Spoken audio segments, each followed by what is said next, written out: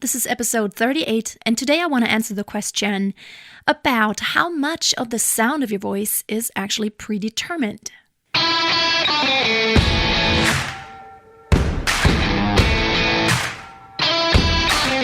Welcome to Freya Singing Tips, the podcast. My name is Freya Casey, professional singer and vocal coach. I have been on stage my whole life, and I'm passionate about helping you discover the awesomeness in your own voice. Opera, musical theater, jazz, pop, folk, rock, I have done it all. And I want to give you golden nuggets of advice on how to be the master of your voice.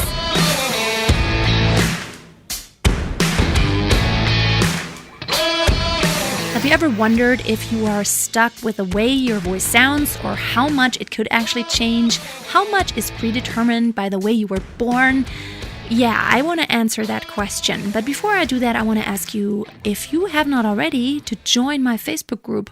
If you would like to have great community and to really exchange ideas, get inspiration, get motivation from other singers that are like-minded, it would be a great way for you to really get into the community there.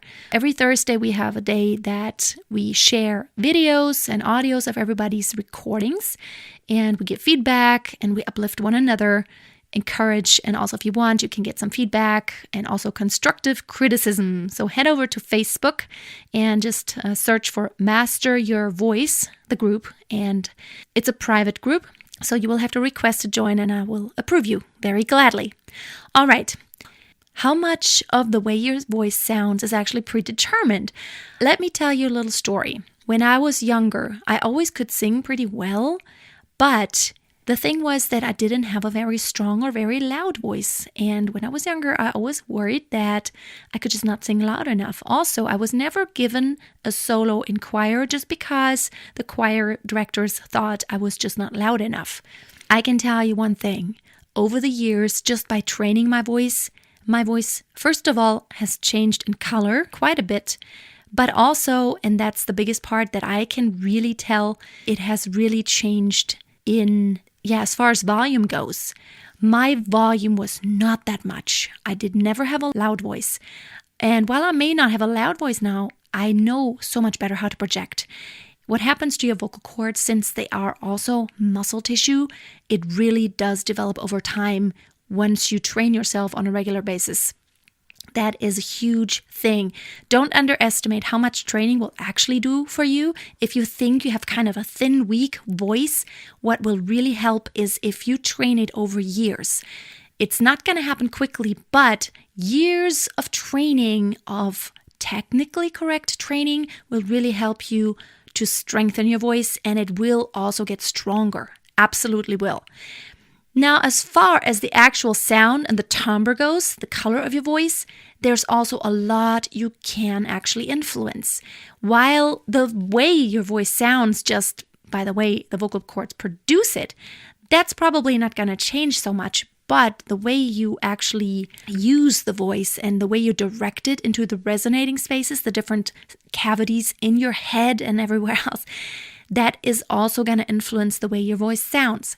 And the more you learn to fine-tune things, the more you can actually influence the way your voice sounds at any given moment. For example, if you don't really know how to sing with an open throat, or your soft palate kind of gets in the way because you don't lift it, or you're just pulling back your tongue, that is something that is really going to keep you from getting a fuller voice and having this nice crystal clear sound. That is also going to get better with training. So don't worry if you think you don't like your voice, and recently I talked about loving your voice, how important that is. Don't worry about it.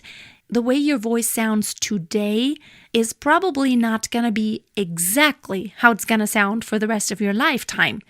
You can actually work on it quite a bit. But always keep in mind that you don't need to push it. It's like physical training for your body. You need to give it time to grow. It's like a kid that grows up. You can't push it. It just needs to go its natural way, its natural path. And then things will happen naturally and organically. And that's what you want to happen. You can't really push it. Otherwise, you will kind of damage something. And then instead of helping your voice get stronger, you're actually going to hinder it from developing and really blooming into something. What I realized is that I have over the years really learned how to minimize strain on my vocal cords, which means I've learned with the least effort to actually produce the most sound. I use resonating space in the way that I don't actually have to push my vocal cords too hard. And I also learned to sing in a very smart way, to not push a lot, but to save that 100% singing to where I have like 100% strength. I save it for those moments where it really counts, when I really need it, but I don't sing energy level 100% of the time. But if you really think that your voice is just not what you want it to be, there's hope. That's what I want to encourage you with this podcast today, is that the way your voice sounds may be the raw sound of the vocal cords, and you probably can't change that too much. However, that raw sound can be very refined. It can be rounded. It can be shaped.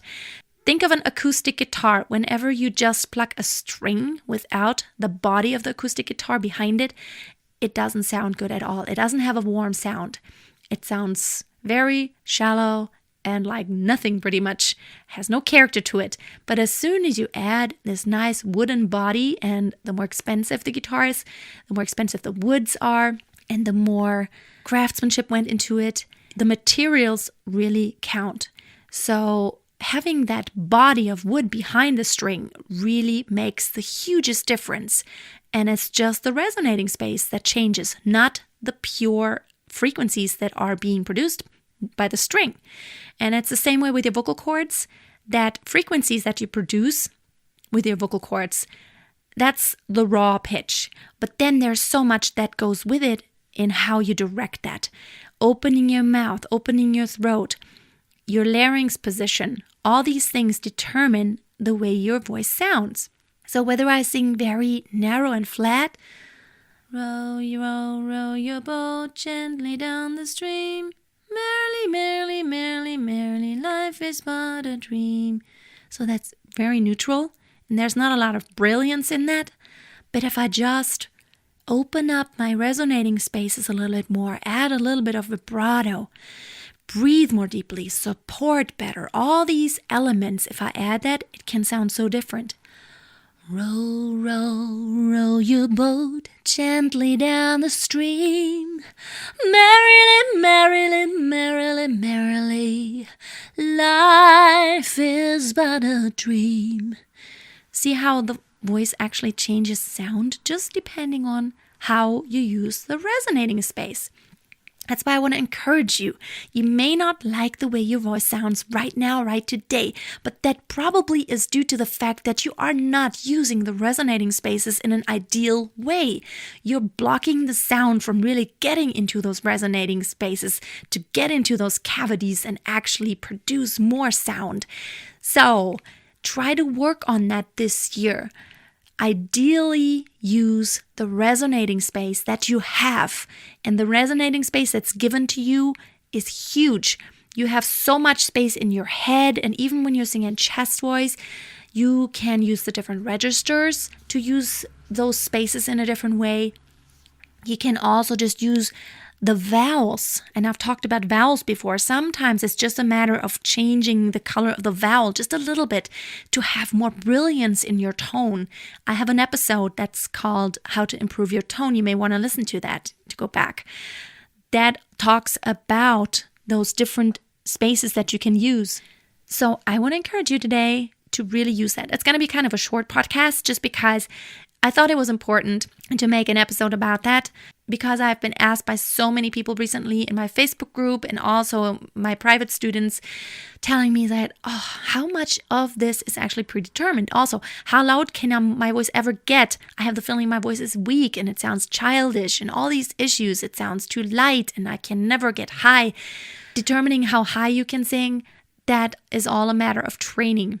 And I'm going to say it just one more time. Training doesn't mean you train for 3 weeks.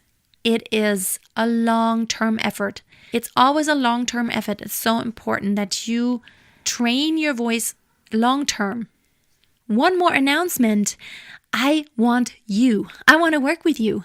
I want to have an on-air coaching call with you. What I'm going to do is we're going to actually schedule a session where you can work with me one-on-one, and then we're going to work the session, and it's going to be broadcast either here on the podcast or on YouTube, depending on how your equipment is, if we're going to make a video or only audio. Of course, video is always great just because when you can see it also, it makes it a lot easier to see what somebody's doing. So you can apply for the on-air coaching call. It is free to you, of course. Just go to my website, freyasingingtips.com/air coaching call. I'm going to put the link below because there's a hyphen always in between. Put the link in the show notes for sure. And I would love to get your application and then work with you.